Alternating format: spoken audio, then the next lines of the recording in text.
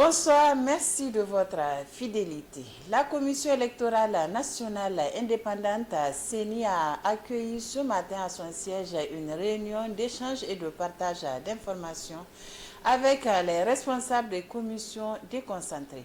Objectif de cette rencontre, faire le point sur les élections de la diaspora à venir et pouvoir répondre aux attentes. Sidikou Haruna et Mamadou Tchouri.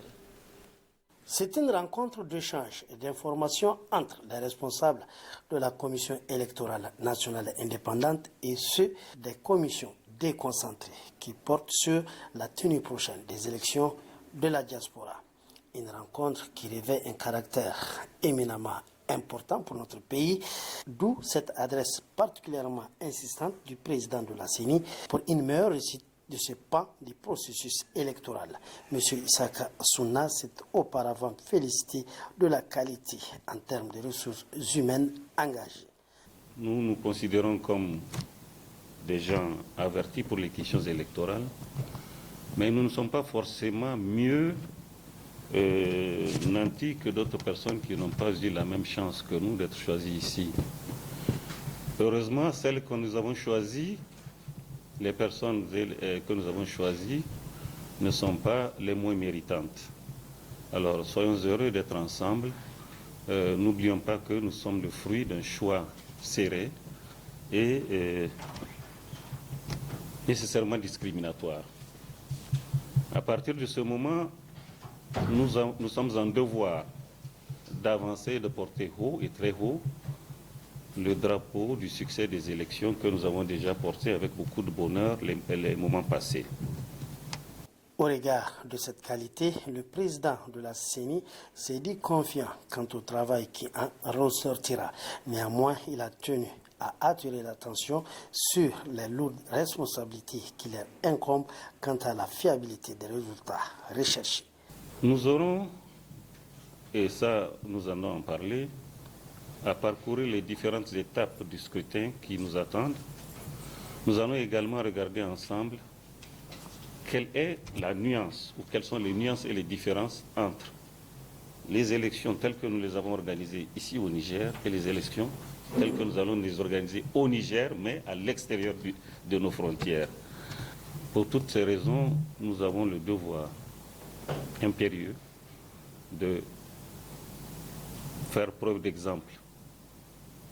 Faire preuve d'exemple, c'est garder son sang-froid, faire le travail comme il se doit, de la manière la plus professionnelle, se dire qu'on n'a pas droit à l'erreur par rapport à ce qu'on fait, parce que ce sont des actes d'une journée ou de quelques journées qui ont un caractère décisif et dont les conséquences en cas d'erreur peuvent être incalculables. Durant toute une journée, la rencontre se focalisera sur les échanges d'informations. L'objectif étant de mettre tout le monde au même niveau d'information pour des élections libres, honnêtes, apaisées et transparentes. Signature cet après-midi de la déclaration quadrilatérale de convergence du cadre légal du transport routier dans le cadre de la mise en œuvre de la ZLECAf par les ministres en charge des commerces et transports de 4 pays. La signature est intervenue après la réunion des experts et ministres. Retrouvons Souleymane Ousmane. La réunion interministérielle sur la déclaration quadrilatérale de convergence du cadre légal des transports routiers dans le cadre de la mise en œuvre de la ZLECAf se veut un cadre pour convenir d'une déclaration qui établit une feuille de route pour réaliser la convergence du cadre réglementaire des services de transport entre les 4 pays bénéficiaires. Après toutes ces étapes des experts et ministres, les ministres ont apposé leur signature pour la déclaration conjointe à cet effet. En signant, comme vous avez pu le constater, ce matin,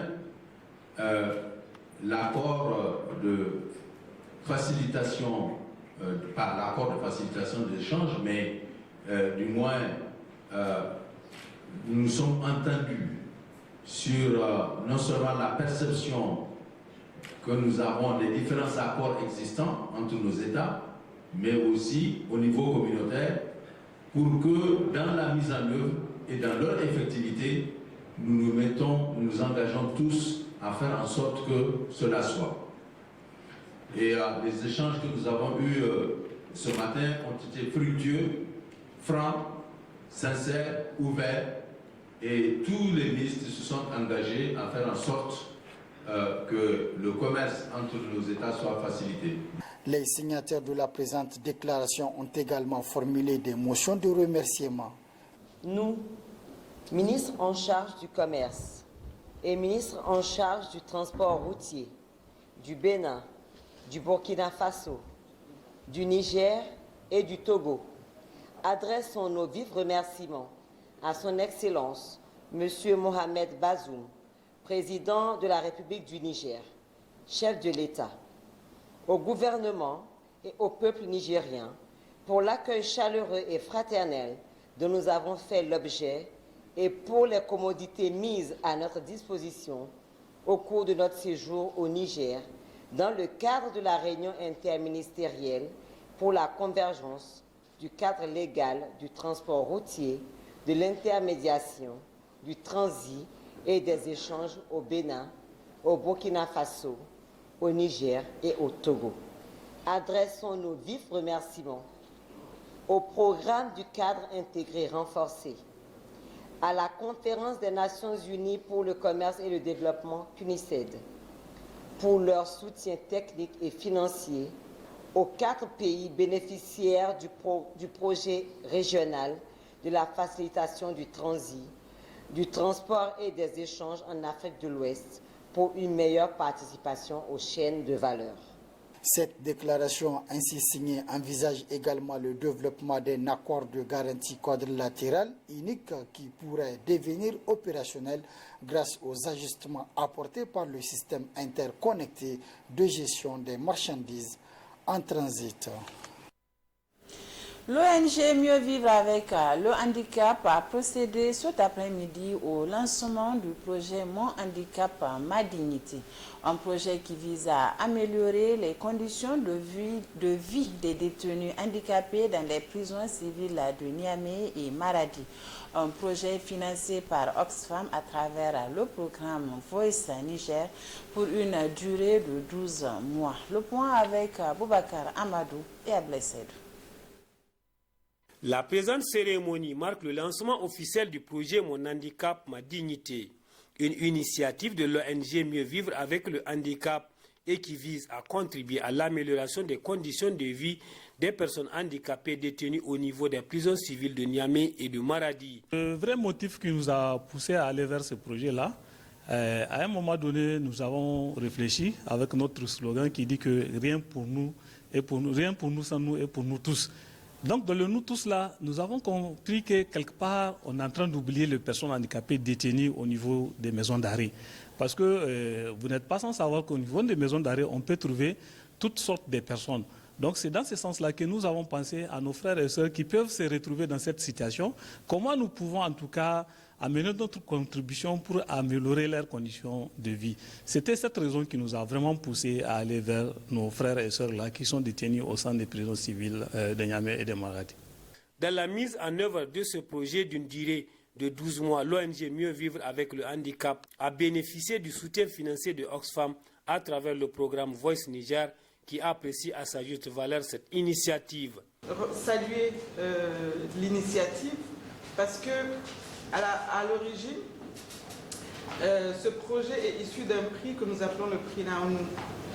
Donc, l'ONG MVH a gagné le premier prix du prix Naonou, ces 3 prix. Et lorsque nous avons eu connaissance de l'idée qui partait vers le renforcement des capacités et surtout l'identification de personnes en situation de handicap dans les centres pénitentiaires, nous étions un peu sceptiques. Ce projet est bienvenu au niveau de la Direction nationale en charge des établissements pénitentiaires.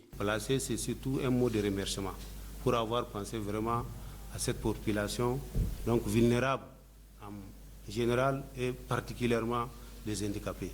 Ça va vraiment un peu aussi les motiver à continuer à vivre parmi la population carcérale, donc dignement, comme tout le monde.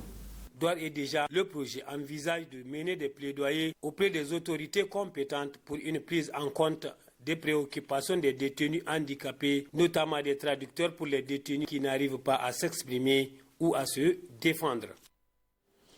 Afin de mieux préparer les candidats aux épreuves du BEPC, il est de tradition pour les communes d'organiser les examens blancs ou préparatoires. Ici à Niamey, les candidats ont débuté les épreuves hier. Le compte rendu avec Achatou Mamadou. À quelques pas des épreuves écrites du brevet, l'heure est à présent aux examens communaux, une manière de préparer les candidats aux épreuves officielles. Nous vont débuter ce mercredi 24 mai 2023 les épreuves blanches du BPC communal. Donc ici à notre niveau, franco-arabe Talaki, jury 24. Et les choses, en tout cas, nous avons débuté les épreuves, tant bien que mal. En tout cas, on peut dire dans l'ensemble que ça s'est très bien passé. Et nous espérons que la fin également soit meilleure. Pour parvenir à des meilleurs résultats, les présidents du jury parlent d'une bonne organisation. En ce qui concerne les épreuves, en tout cas, les épreuves ont été bien sécurisées d'abord, bien sécurisées, et mises dans des enveloppes et déposées dans des lieux sûrs pour empêcher d'autres imprévus. Après, en ce qui concerne les candidats, ils sont en tout cas informés de se doter de leur carte pour être présents dans la salle et que le surveillant aussi était informé à temps et ils étaient venus à temps aussi. 392 candidats sont repartis en 8 salles au niveau du jury 4 franco-arabe. Des candidats qui trouvent des épreuves proposées abordables et qui apprécient cette initiative.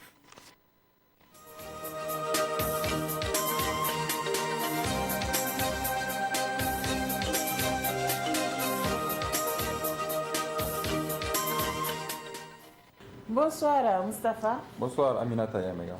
La revue de la presse de cette semaine est consacrée à travers les différentes unes à la cérémonie de présentation du prix Mo Ibrahim au président de la République, Bazoum Mohamed. Oui Aminata, le journal La Roue de l'Histoire parle d'ailleurs d'un Niger qui célèbre Issoufou. Sur le plan national, tout le Gotha de la République et la quasi-totalité de la classe politique étaient là pour savourer cette distinction qui, au-delà de la personne de l'ancien président de la République, Issoufou Mahamadou, honore le Niger tout entier. Le journal écrit que l'ancien président du Burkina Faso, Roch Marc Christian Kaboré, M. Alioune Diallo, ancien président de l'Assemblée nationale du Mali, les ambassadeurs accrédités dans notre pays, les responsables du système des Nations Unies au Niger, l'ambassadeur du Maroc, doyen du corps diplomatique, Seyni Oumarou, président de l'Assemblée nationale, Rissa Agboula, ministre conseiller à la présidence de la République. Toutes ces personnalités ont trouvé un dénominateur commun au récipiendaire du prix Mo Ibrahim avec le triptyque démocrate, bâtisseur, visionnaire. Ils ont tous reconnu qu'Issoufou Mahamadou mérite le prix Mo Ibrahim à travers sa gouvernance qui a permis au Niger d'amorcer son décollage économique malgré les défis de plusieurs ordres. Les mots qui sortent des bouches des personnalités ayant donné leur témoignage sont presque identiques. Le président Issoufou a été respectueux de la Constitution en refusant un troisième mandat. À travers cela, il a honoré toute l'Afrique. Très ému des témoignages qui pleuvaient sur sa personne, Issoufou Mahamadou s'est dit très réjoui, tout comme il a été le 28 avril dernier, lorsqu'il recevait son prix des mains des membres du comité de la fondation Mo Ibrahim. Il a lancé un appel pour la poursuite de la transformation du pays. En réceptionnant le trophée, le président de la République, Bazoum Mohamed, s'est réjoui de cette reconnaissance de la marche du Niger vers la démocratie. À travers cette distinction du président Issoufou Mahamadou, c'est tout le peuple nigérien qui est honoré, a dit le chef de l'État, avant de rappeler la qualité de son compagnon politique et prédécesseur à la magistrature suprême de notre pays. Il a laissé entendre que toutes les actions qui seront entreprises dans le but de les dresser l'un contre l'autre, c'est-à-dire les séparer, Issoufou et lui, ne seront que peine perdue. L'ancien président de la République, Issoufou Mahamadou, rappelle le journal La Roue de l'Histoire, est le 7e chef d'État africain et premier dans l'espace francophone à recevoir ce prix qui magnifie la bonne gouvernance et l'enracinement de la démocratie, conditions auxquelles le lauréat a satisfait avant d'être retenu par le comité d'attribution du dit prix. Un prix qu'il a d'ailleurs dédié à ses concitoyens qui fêtent aujourd'hui ce trophée, considéré comme le plus grand dividende de la démocratie nigérienne, conclut le journal La Roue de l'Histoire de cette semaine.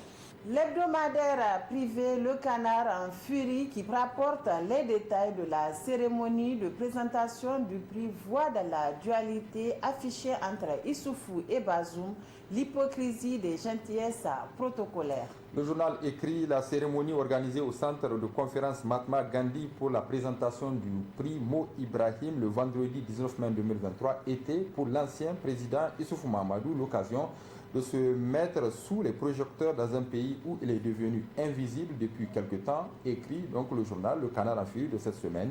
Il a profité d'un tel événement pour se faire un peu de marketing politique afin d'assouvir les vanités du récipiendaire controversé. Une cérémonie fastueuse invitant jusqu'aux anciens présidents du Niger qui n'y ont rien à faire d'une telle médaille dérisoire à laquelle le Niger ne peut trouver de quoi s'en glorifier quand sa démocratie est des plus malades, estime le journal. A-t-on besoin, si tant est que Issoufou Mahamadou est l'homme que l'on prétend, d'appeler les témoignages de personnalités pour venir raconter chacune ce qu'elle prétend connaître de l'homme, s'interroge le journal.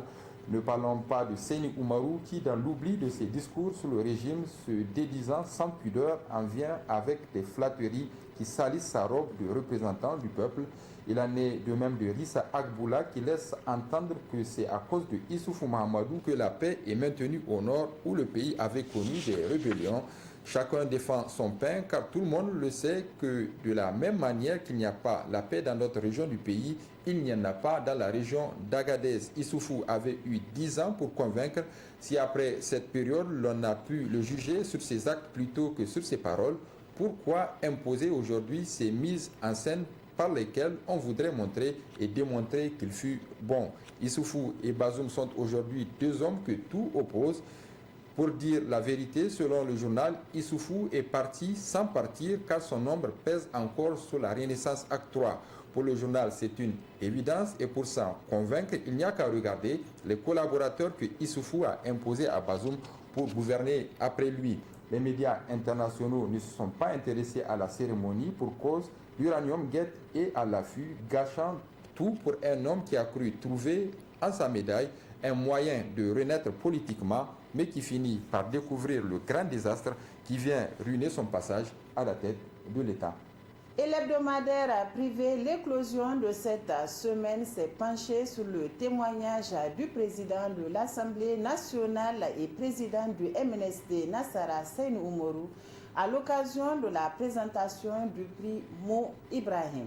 L'éclosion, écrit Aminata, que l'ancien chef de file de l'opposition au premier mandat de l'ancien président Issoufou Mahamadou, Seyni Oumarou, pense-t-il que les Nigériens sont assez amnésiques pour oublier tout ce qu'il disait du régime d'Issoufou lorsque lui, Seyni, était chef de file de l'opposition? Le journal a fouillé dans ses archives et a republié dans ses colonnes le discours que le nouveau laudateur d'Issoufou Mahamadou a prononcé lors du 8e congrès du MNSD Nassara, tenu à Niamey, c'était le 29 novembre 2014.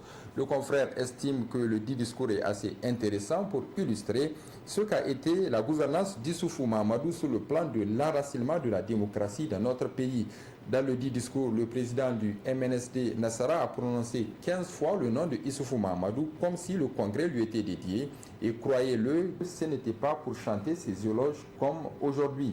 Le discours étant volumineux, 4383 mots, l'éclosion a choisi de publier à l'intention de ses lecteurs les seuls paragraphes dans lesquels il a prononcé le nom du récipiendaire du prix Mo Ibrahim. Et puis Aminata, avant de nous quitter, découvrons ensemble cette une qui parle également de politique. Elle nous donne des nouvelles de l'autorité morale du modèle Lumana Africa, Hama Amadou.